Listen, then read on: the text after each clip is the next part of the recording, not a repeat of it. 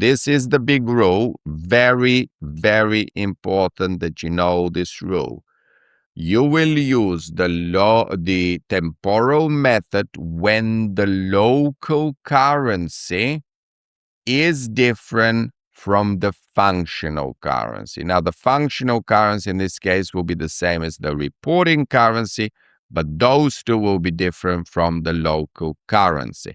So going back to my example of the Swiss subsidiary, let's say our Swiss chocolate maker or Swiss watchmaker is incorporated in Switzerland, where the local currency is, of course, the Swiss franc. However, they sell all their wonderful chocolates to German customers and they get paid in euros. So the functional currency is the euro.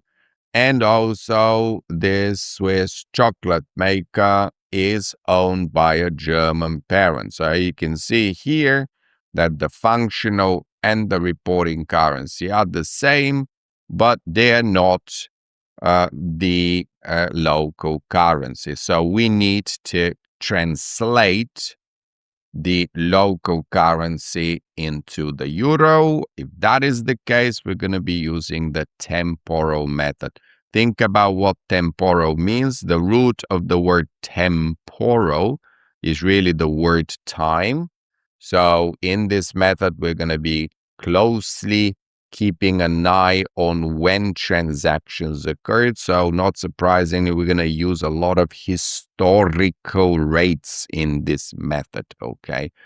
Now, another way to know that you need to use the temporal method is they don't tell you that the local currency is necessarily different from the functional, but they say that you should treat that subsidiary as an extension of the parent's operation. So words that they might throw in is integrated. The subsidiary is integrated with the parent. It's an extension of the parent. It's an arm of the parent's operations. The logic is, why is that the case?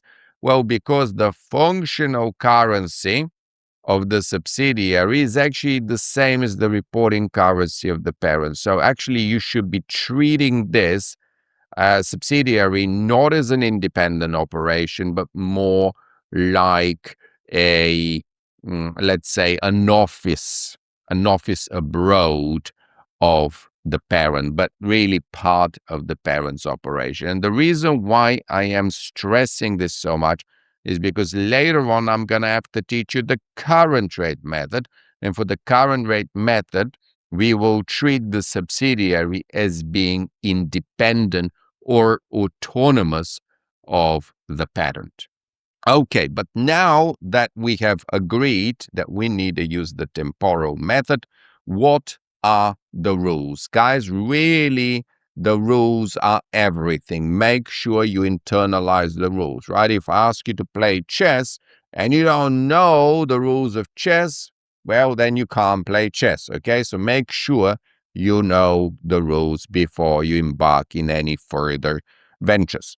Now, in this method, we're going to distinguish between two types of assets: monetary assets and non-monetary assets. Now, it's not going to come as a big surprise that cash is considered monetary. After all, cash is money, right? So there's an example of a monetary asset. But also, anything that can be easily converted to cash or paid in cash is also monetary. So the classical examples, of course, accounts receivables. We are owed some money from the customers here. Accounts payables. This is where we owe some money in the short term to our suppliers. And of course, debt, which has to be paid in cash. So definitely memorize those four examples. And for those four examples, you must use the closing rate or the current rate, if you prefer, right? Which is the rate at the end of the year. Why do we use the rate at the end of the year? Well, because think about cash. If you have cash right now, you're not going to be valuing that cash at some crazy historical rate that happened 2 years ago. You've got the cash right now. You can spend it right now. You want to know how much that cash is worth right now. That's why we're using the closing rate.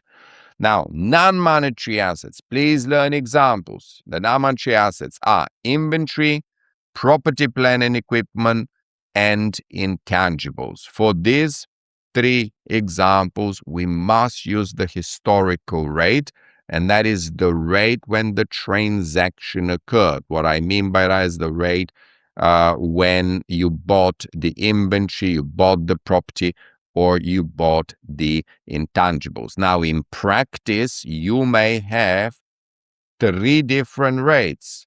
Yeah, inventory is not property, so they could give you a historical rate for inventory, a historical rate for property. Yeah, that's in practice. Now, in many item sets, they'll just give you one historical rate that you can apply to all your non-monetary assets, but just watch out for situations where they've given you two or more and apply the correct historical rate to the correct non-monetary asset. Then common stock and dividends, these are always considered at historical rate. Yeah, so if you issued equity 2 years ago on the 15th of Jan, then you have to use the 15th of January exchange rate from 2 years ago to value your equity. Yeah, so common stock and dividends always at historical. That also will be true for the current rate method later. Moving on to the income statement. Now, here there is an easy win. There are three specific income statement expenses that must go at historical rate, and they're very easy to memorize because they link very nicely with your non-monetary assets. Because inventory is a non-monetary asset, and then inventory flows into the income statement as cost of goods sold. That's why COGS has to be a non-monetary expense in the income statement, and therefore it's converted at a historical rate in the income statement. Then you take property. Well, what does property become in the income statement? It becomes depreciation. Intangibles become amortization. And so those three items in the P&L have to be converted at their appropriate historical rates. And then pretty much we've got everything else, including sales and selling, general and admin expenses and taxes. These are considered monetary items in the P&L. Now, don't get confused. You may say, oh, monetary items, we should be converting them at the current rate. Not in the income statement, my friends, okay? Because the income statement doesn't happen at a specific point in time. You don't sell all your goods on the 1st of January or the 31st of December. We're assuming that you're selling them uniformly throughout the year. And therefore, the correct exchange rate to use in the income statement is always the average for the year, except when it relates, of course, to the three items previously mentioned, which are COGS, depreciation, and amortization, which go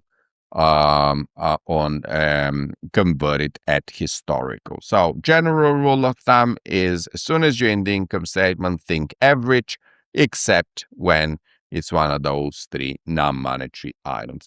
And final point here, ultimately, when you've got the foreign subsidiary and when exchange rates move up and down, you are going to have to show an FX gain or loss.